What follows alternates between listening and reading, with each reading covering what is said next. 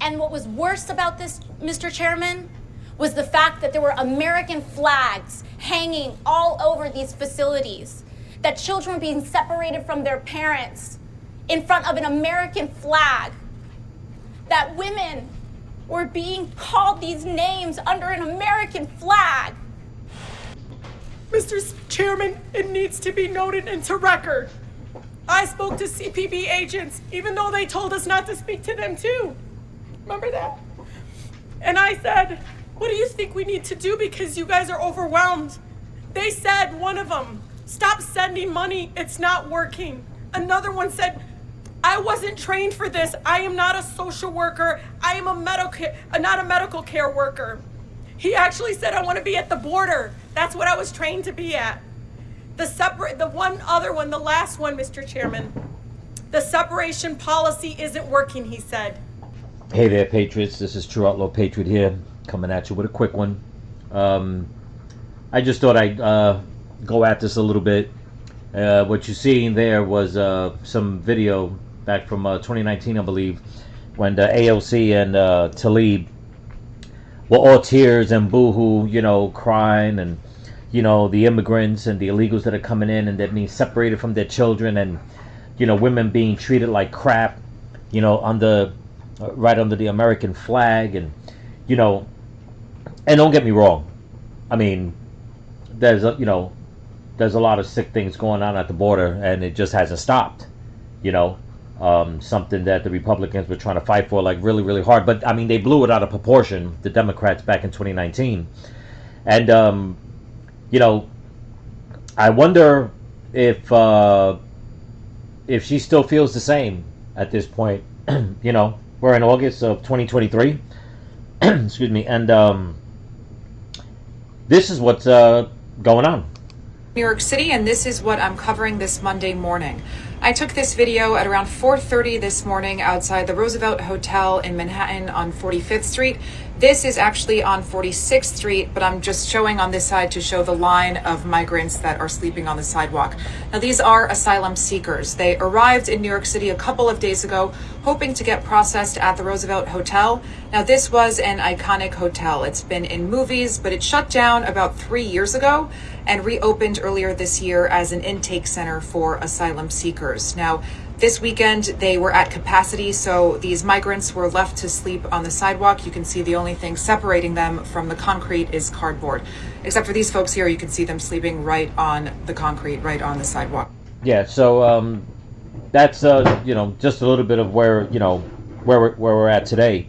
And it just makes me wonder, you know, the Democrats fought hard to make people feel guilty for something they shouldn't have felt guilty for, okay, or guilty about.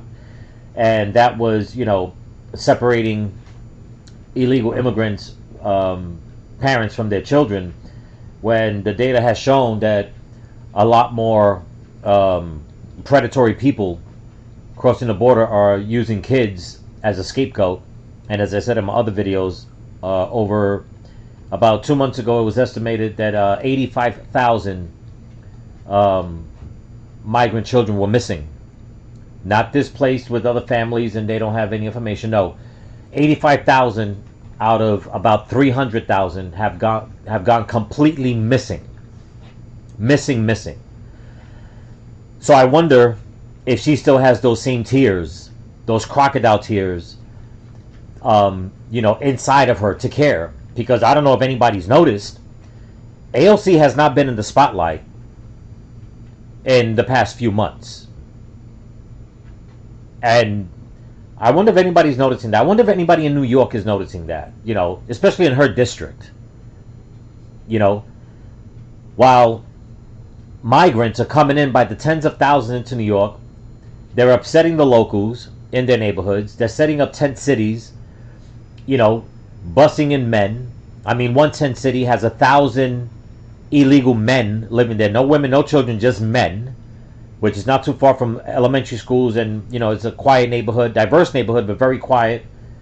Very upper, you know, I would say very upper blue collar, you know, hardworking New Yorkers. I mean, to the point that Curtis Lewa from the Guardian Angels, you know, got arrested for protesting because, you know, they didn't want a tent city in their neighborhood. So, I come across this, and it just makes me wonder, what does she really feel? Where is she? Where's Talib, for that matter? With all the immigrants going into, her state. Same thing, They don't have the proper care, adequate, spot to be housed. They don't have jobs. They're not eating. Mostly grown men and women, mostly men. Where are the children? Where are all the missing children? Does AOC care? Is she out there crying? How come she's not in New York helping these illegals that she cried about, that needed to come into this country? You know what I mean? But let's look a little more at this video. Directly. If you've been following news out of New York City, you know that this isn't new. This has been happening for the past couple of months. There have been more than 93,000 asylum seekers that have arrived here in the city since the spring. Officials have said that this migrant crisis is costing the city billions of dollars, at least $4 billion, and Mayor Eric Adams is asking for more federal help. And not only that, he's not only asking for federal help, he also asked New Yorkers to open up their doors to total strangers to let them in. And this is by the New York Post. Sobering video shows migrants sleeping on cardboard outside iconic New York City hotel as shelter hits capacity. That was in July. Not even a month ago. Okay? But where's AOC? She was all about the illegals coming in. You got to let them in. You got to defund the police. And all the crime is running rampant in New York. Where is she? Where is she to talk about that? And yet people, they vote her in, and, it's all lottie-dottie. Oh, it's great. We got our own little, Jenny from the block commie telling us what to do. And then when it turns to crap, where is she? All these people are sleeping out in the street, huddled up together. Oh, you want to know where she's at? Okay, let's see where she's at. This is where she's at. AOC and Democratic colleagues learned lessons from Latin America's resurgent left. A historic delegation of Latino U.S. legislators journeyed into the heart of progressive power in Brazil, Chile, and Colombia. Yes, you got it right. AOC's in South America as of August 18th. Representative Maxwell Frost, Nydia Velázquez, and Alexandria Ocasio-Cortez during a meeting with Gabriel Boric, Chile's president, at La Moneda Palace in Santiago, Chile. Let's see what she's doing. The sun was shining and the wind was kicking up in Brazil's largest favela last week as a delegation of U.S. Congress members got an up-close and personal view of collective action in bloom. Really? While crime is up in New York, illegal immigrants are lying the street, sleeping, nowhere to bathe, no food, no jobs, nowhere to sleep, nowhere to live. And she's where the sun was shining and the wind was kicking up. The contingent of Democrats led by Representative A.O.C. toured, Sol Naciente on the outskirts of the capital, Brasilia, a neighborhood that is also the focus of organizing, by the homeless workers movement. Really, the homeless workers movement. So you're more concerned of hanging out with somebody who runs an organization for homeless people in another country, but your ass is not back home in your country, in your district, helping out not only the American homeless, but the illegal people, the illegals that are here that are homeless. But you're living it up like an elite, like a communist elite. Well, let's continue a little bit. Where did I leave off? Yeah. Here we go. An iconic social movement in Brazil. The visitors toured a community kitchen. With a colorful library stocked with children's books and a garden that grows organic produce used to feed around 130 families 5 days a week. No shit. This entire space was built by the community, said Guilherme Castro Bulos, a popular left-wing Brazilian congressman who is running for mayor of Sao Paulo. Good, you can keep it. Next year. Then they broke bread with the women who run the kitchen before visiting one of their homes, built with their own hands and adorned with a simple plaque that read, "My address was one in struggle." Wow. The favela tour was part of a historic visit to Brazil, Chile, and Colombia by Representatives A.O.C., Nydia Velasquez of New York, Joaquin Castro, ooh, that's another fine name, and Greg Caesar of Texas, and Maxwell Frost of Florida. All commies in my book.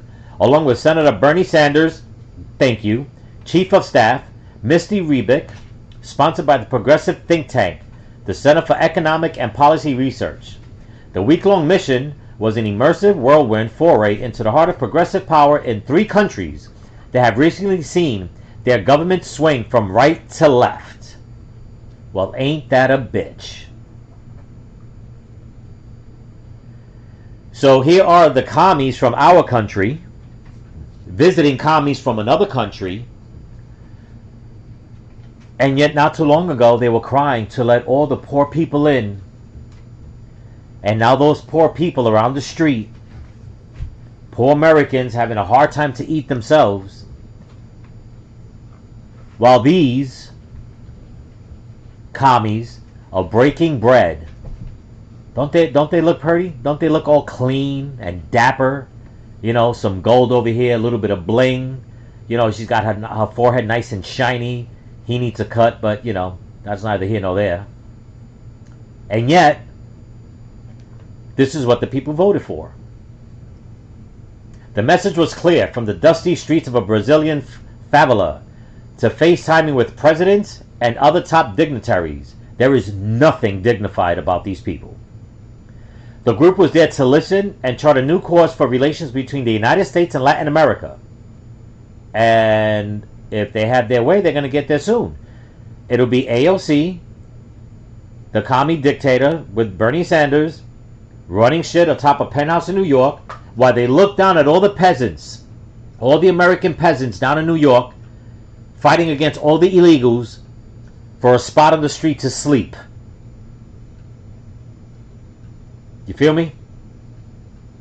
They met with labor organizers, a new generation of indigenous and black women leaders, environmental activists, human rights defenders, wow, really, community care workers, and a long list of government officials. We are here because fascist movements are global. I can't believe they just said that. Oh, that is okay. Anyway, and as a result, progressive movements also have to be global if we are going to rise to the challenge of these times. A.O.C., speaking in Spanish, she probably got confused there. She probably didn't realize she was talking about herself. I mean, I can't really picture her. I mean, she doesn't sound right speaking fucking English. I'm pretty sure she probably doesn't sound right speaking Spanish. But, told members of the Commission of the Amazon and the indigenous and traditional peoples on the group's first day in Brasilia. She drew links between attacks on the environment, women, workers, and democracy, with growing inequality around the world. Really, A.O.C.? Seriously? You're going to talk all that shit, and yet New York is in shambles. Chicago is in shambles. Okay? Pennsylvania. There's zombies, and I hate to say it that way. There are people that are so drugged up. Okay? It's like the land of zombies. Let's not talk about California. But yet this woman has the nerve to spew this shit. I'm not even going to finish reading the rest, because, I mean, everybody knows it's a crock of shit. And brought to you by The Nation. Yeah. But she's going to talk all that while she sits here, okay, with all these other leftists, as if Brazil didn't have enough trouble. Chile right now is all screwed up. I mean, there is a big criminal organization in California where criminals from Chile are meeting up in California, and they're robbing people's houses. They're acting as postal workers. They're acting as exterminators. They're acting as people that work for cable companies. They find their way in through technology. They get into the people's homes pretending they're like, you know, the sales reps. They leave, and when the person goes to work or whatever, they break it and they fucking rob the place. And this is as of recent in California. That even Republicans have to go down there and hook up with officials to say, we need to stop this organized crime that's coming from Chile, where good old Ocasio-Cortez is having a good old time. It's disgusting. Totally disgusting. And then she has the nerve to talk about indigenous people. I wonder how she weighed in about what's going on in Hawaii. And let's not talk about the other leftists that are missing. Like good old Chucky Schumer. That boy's been out of the spotlight the past few months also. Anybody see something weird about all that? Kind of strange, right? I mean, or is it just me? It's pathetic. It totally is pathetic. But I'm True Outlaw Patriot. Don't forget to comment, like, subscribe, give it a thumbs up. Put your notification on so you know you can hear when I drop a video, some content, and don't forget, keep praying for the people in Hawaii. They need it. They're in a lot of trouble. I wonder if A.O.C. knows that. And don't forget, pray for the people in California. They went through a bad storm. The wildfires in Canada. There's some storms coming up. The Caribbean, possibly to hit Puerto Rico, Haiti, as if Haiti needs any more destruction. But pray that things get better, and they will. So don't forget, stay vigilant, keep praying, and keep praying for each other. Peace.